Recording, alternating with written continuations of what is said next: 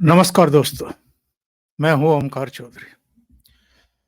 क्या ज़माना आ गया है, अपराधी, आरोपी जिन पर घोटालों के, भ्रष्टाचार के गंभीर आरोप हैं, वो अब जांच एजेंसियों को बता रहे हैं कि वो कब पेश होंगे पूछताछ के लिए, कैसे पेश होंगे और इसमें भी तरह-तरह की शर्तें लगा रहे हैं। अब आप ज़रा अंदाज़ा लगाइए, किसी ने लूटपाट की है, किसी ने भ्रष्टाचार किया है, बड़ा घोटाला किया है, उसकी सीबीआई जांच हुई है, रिपोर्ट आ गई है, ईडी को उसमें दखल-अंदाज़ी देनी पड़ी।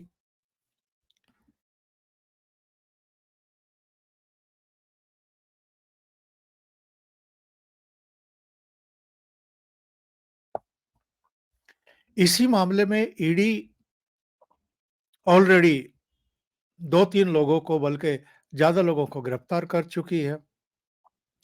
उनको ज़मानतें नहीं मिल रही हैं और जिसको मास्टरमाइंड कहा जा रहा है, माना जा रहा है, जिसके संकेत भी हैं, वो आदमी जाँच में सहयोग करने के बजाय 7-7, 8-8 सम्मन मिलने के बावजूद अगर पूछताछ के लिए उपलब्ध होने के बजाय उल्टे सरकार पर ही आरोप लगा रहा हो, जांच एजेंसियों को सरकार का सत्तारूढ़ दल का टूल बता करके एक ये परसेप्शन क्रिएट करने की कोशिश कर रहा हो कि क्या हुआ हमने अगर भ्रष्टाचार किया है या घोटाले किए हैं? क्या हुआ अगर हम पर इस तरह के आरोप लगाए जा रहे हैं? क्या हुआ अगर हमारे deputy chief minister Manish Sisodia को गिरफ्तार कर लिया गया, एक राज्यसभा सदस्य को गिरफ्तार कर लिया गया, हमारे सलाहकार को गिरफ्तार कर लिया गया। पर क्या हमें इसलिए गिरफ्तार कर लिया जाएगा कि साहब हमने इस तरह का कोई काम किया है, कोई अपराध किया है? यानी ये लोग चाहते हैं कि अगर जनादेश मिला है तो फिर इनको लूट का भी लाइसेंस मिल गया है। तो कोई भी केंद्र सरकार या कोई भी केंद्र की एजेंसी हमारे खिलाफ जांच पड़ताल कैसे कर सकती है? और अगर जांच पड़ताल करेगी तो फिर हम इस बात के लिए स्वतंत्र हैं कि हम इसको राजनीतिक रंग दें और राजनीतिक चाशनी में लाभ उठाने की कोशिश करें। बजाय इसके कि शर्मिंदगी हो, नैतिक आधार पर भी, कानूनी आधार पर भी, संवैधानिक आधार पर भी आप गलत काम कर रहे हैं। आपने जो शपथ ले रखी है, आप उसकी भी उल्लंघन कर रहे हैं और जिस अन्ना आंदोलन के गर्भ से आप निकल कर के बहुत लंबी-लंबी, चौड़ी-चौड़ी बातें करते थे, आपने उन पर भी एक तरीके से पानी फेरने का काम किया है और जो इस तरह का विश्वासघात करे जनता से, उसको तो डबल, ट्रिपल बल्कि 4 गुना सज़ा मिलनी चाहिए। सख्त से सख्त सज़ा मिलनी चाहिए। 8वां समन जब इनको जारी किया गया था, तो कहा गया था कि 4 मार्च को आप पेश होइए। इससे पहले जब 7वां समन भी इनको जारी किया गया, छठा भी जब जारी किया गया, तो इनका जवाब क्या था कि साहब ईडी को 16 मार्च का इंतज़ार करना चाहिए, जब राउज़ एवेन्यू कोर्ट ये बताएगी या फैसला सुनाएगी कि अरविंद केजरीवाल को ईडी के सामने सवालों का जवाब देने के लिए जाना चाहिए कि नहीं जाना चाहिए। जब 5 समन पर भी ये हजरत नहीं गए, तो ईडी राउज एवेन्यू कोर्ट चली गई थी और उसने डिटेल जानकारी दी थी कि साहब ये सम्मान हमने जारी किए थे और इनसे पूछताछ की जानी थी शराब घोटाले में ही और ये उपस्थित नहीं हुए। बहाने बनाते रहे। पहले समन पर बहाना बना दिया कि मैं तो 5 राज्यों के चुनाव हो रहे हैं, तो चुनाव प्रचार के लिए जा रहा हूँ, मैं तो स्टार प्रचारक हूँ। दूसरे पर विपश्यना के लिए चले गए, तीसरे पर कोई और बहाना बना दिया, चौथे पर कहा कि राजनीतिक बदले की भावना से केंद्र सरकार कार्रवाई कर रही है। फिर ये कह दिया कि ये तो अवैध समन है, इसमें तो यही नहीं बताया जा रहा है कि मेरा कसूर क्या है या मुझे बुलाया क्यों जा रहा है। 8वें समन के बाद भी इनका जवाब यही है कि साहब कोर्ट के फैसले का इंतजार करना चाहिए और चलो हम इसको अवैध मान रहे हैं, पर हमें 12 मार्च के बाद की तारीख दीजिए और तब भी वीडियो कॉन्फ्रेंसिंग के जरिए मैं जवाब दूंगा। यानी जिस आदमी पर गंभीर किस्म के आरोप हैं, शराब घोटाले के मास्टरमाइंड होने के संदेह व्यक्त किए जा रहे हैं, वो एजेंसी को कह रहे हैं कि आप हमें एक तो 12 मार्च के बाद का समय दीजिए, दूसरे हम टेली कॉन्फ्रेंसिंग के जरिए, वीडियो कॉन्फ्रेंसिंग के जरिए ही आपको जवाब देंगे। हालांकि ईडी का भी अधिकृत बयान आ गया है केजरीवाल की इस नई शर्त पर और उसका कहना है कि ऐसा कोई प्रावधान ईडी के कानून में नहीं है, आपको फिजिकली ही पेश होना पड़ेगा, यानी आना ही पड़ेगा। 12 मार्च की तारीख क्यों दी है इन्होंने? 12 मार्च के बाद की तारीख क्यों दी है? क्यों मांगी है?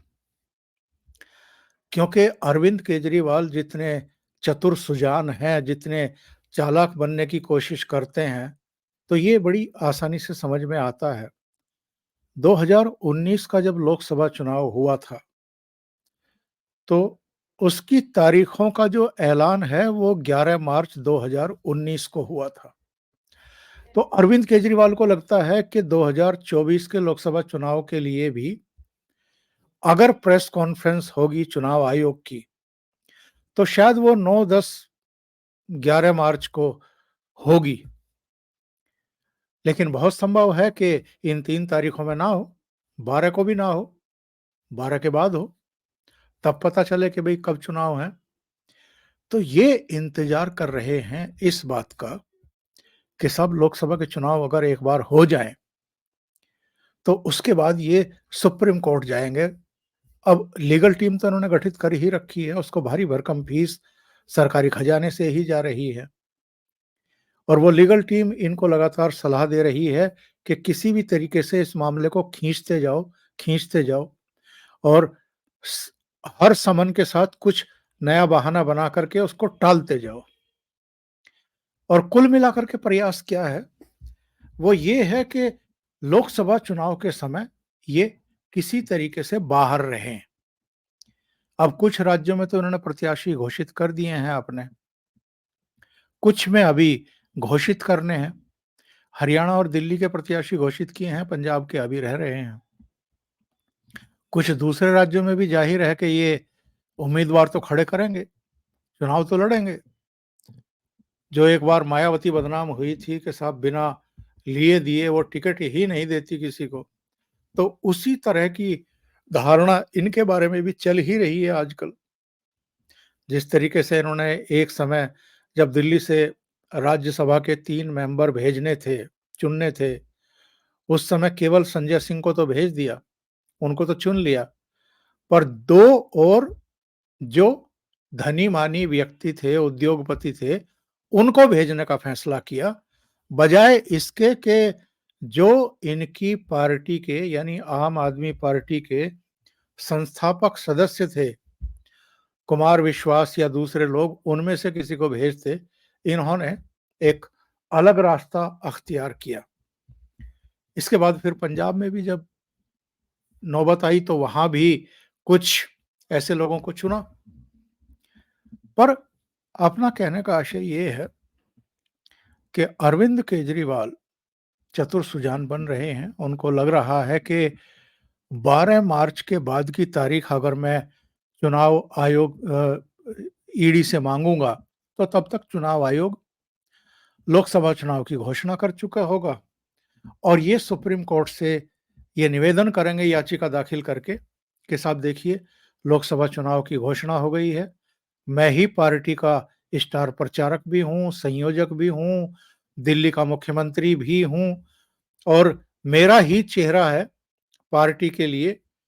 मैं ही ब्रांड हूँ पार्टी का और अगर मुझे ही इस समय ईडी गिरफ्तार कर लेगी या जेल भेज देगी, तो जो अतीत में गिरफ्तारियाँ हुई हैं, मनीष सिसोदिया, संजय सिंह, इसके अलावा विजय नायर और दूसरे तमाम लोग, उनको तो अभी तक भी ज़मानत नहीं मिली है और ईडी के नियम कुछ ऐसे हैं कि आसानी से किसी को ज़मानत मिलती भी नहीं है, एक बार किसी को गिरफ्तार कर लिया जाए तो। तो इस बेस पर ये ज़मानत लेंगे या अंतरिम ज़मानत लेंगे या लोकसभा चुनाव तक राहत प्राप्त करने की कोशिश करेंगे। ये इनका नया दांव है, पर क्या ये नया दांव इनका सिरे चढ़ेगा? क्या ये कारगर होगा? क्या अरविंद केजरीवाल अब भी अपनी गिरफ्तारी को टाल पाएंगे? और बहुत सारे लोग अब ये कहते हैं कि हेमंत सोरेन जब 7वें 8वें समन तक भी पेश नहीं हुए थे ईडी के सामने, जमीन घोटाले वाले मामले में, तो ईडी ने क्या कर लिया? वो तो 8वें समन के बाद इस शर्त पर तैयार हुए पूछताछ के लिए भी कि मैं ईडी के दफ्तर नहीं आऊँगा, ईडी को मुख्यमंत्री आवास पर आना पड़ेगा और ईडी के अधिकारी चले भी गए और उसके बाद उनकी गिरफ्तारी भी हुई, सारे काम हुए। लेकिन अरविंद केजरीवाल ने जिस तरीके से 7-8 समन अवॉइड किए हैं, उसके 2-3 कारण समझ में आ रहे थे। एक तो ये कोशिश कर रहे थे कि लोकसभा चुनाव तक ये बाहर रहें। दूसरी कोशिश इनकी ये थी कि दिल्ली का बजट पेश हो जाए, पारित हो जाए, उसके बाद ये जाएँ। तीसरा कारण ये समझ में आता है कि ये टिकट तय कर लेना चाहते थे, अपने बाहर रहते हुए ही, कि कहाँ से कौन लड़ेगा। और इसमें दिल्ली के बजट पेश करने में भी आपने ये देखा होगा, नोट किया होगा कि जो बजट आम तौर पर फरवरी में किसी समय पेश हो जाता है, उसको जानबूझ करके लटकाया गया और वो 4 मार्च को आकर के पेश किया गया, यानी आज पेश किया गया। अब इस पर बहस होगी, भाषणबाजी होगी, फिर वो पारित किया जाएगा। तो तब तक अरविंद केजरीवाल जो टाइम बिताने वाला उनका दांव है, उस पर अमल करते रहना चाहते हैं। अब ये देखना दिलचस्प होगा कि ईडी इनको 12 मार्च के बाद की तारीख देती है या इससे पहले ही सीएम हाउस जाकर के इनसे पूछताछ करती है और इनको अरेस्ट करती है। वैसे इस बात की संभावना मुझे कम से कम व्यक्तिगत तौर पर कम लग रही है कि अब लोकसभा चुनाव से पहले कोई इस तरह का काम ईडी करेगी, क्योंकि चुनाव बिल्कुल नजदीक आ गए हैं। छूट देती है तो भी गलत मैसेज जाएगा, गिरफ्तार करती है तो अरविंद केजरीवाल और उनकी जो पूरी टीम है, जो पार्टी के लोग हैं, वो यहाँ भी हल्ला मचाएंगे। वो चंडीगढ़ से लेकर के पंजाब तक और दूसरे राज्यों में भी हल्ला मचाएंगे। यानी एक सहानुभूति का माहौल पैदा करने की कोशिश करेंगे और उसका चुनाव में फायदा उठाने की कोशिश करेंगे। अब देखिए ईडी क्या करती है और बहुत हद तक ये अब फैसला मुझे जो लगता है ये टॉप लेवल पर होगा, यानी गृह मंत्री अमित शाह के स्तर पर होगा और जाहिर है प्रधानमंत्री नरेंद्र मोदी कहीं ना कहीं उनसे भी सलाह लेकर के होगा। अगर अरविंद केजरीवाल को लोकसभा चुनाव से ठीक पहले गिरफ्तार किया जाता है, तो ये भी देखना दिलचस्प होगा कि कोई सहानुभूति वोट इनको मिलती है या केंद्र सरकार और जो भारतीय जनता पार्टी के प्रवक्ता हैं, वो लोगों को ये समझाने में कामयाब हो जाते हैं कि इनको किन धत कर्मों की वजह से, घोटालों और भ्रष्टाचार की वजह से गिरफ्तार किया गया है। और ये तो इनकी तो पूरी टीम यही माहौल बनाने की कोशिश करेगी कि चूंकि मोदी जी डरे हुए हैं अरविंद केजरीवाल से, इसलिए उनको गिरफ्तार करा लिया कि कहीं लोकसभा चुनाव में वो इनके लिए चुनौती ना बन जाए। ये कितना हास्यास्पद और बचकाना इनका बयान होता है और बहाना होता है। 2019 के इलेक्शन में भी इन्होंने दुनिया भर के कैंडिडेट खड़े किए थे और जीते कितने थे? बस 1 सीट, पंजाब के संगरूर की। और बात क्या करते हैं कि नरेंद्र मोदी अरविंद केजरीवाल से डरे हुए हैं। यानी आप पाप करिए, घोटाले करिए, भ्रष्टाचार करिए और अगर एजेंसियां आपको पूछताछ के लिए बुलाए या आपको गिरफ्तार करे, तो आप हल्ला मचाइए कि सब राजनीतिक बदले की भावना से ये सब किया जा रहा है। मैं तो यही कहूँगा, बहुत बुरा समय आ गया है और अरविंद केजरीवाल के लिए अगले कुछ दिन वाक़ई बहुत बुरे साबित हो सकते हैं। अभी के लिए इतना ही, बहुत-बहुत धन्यवाद।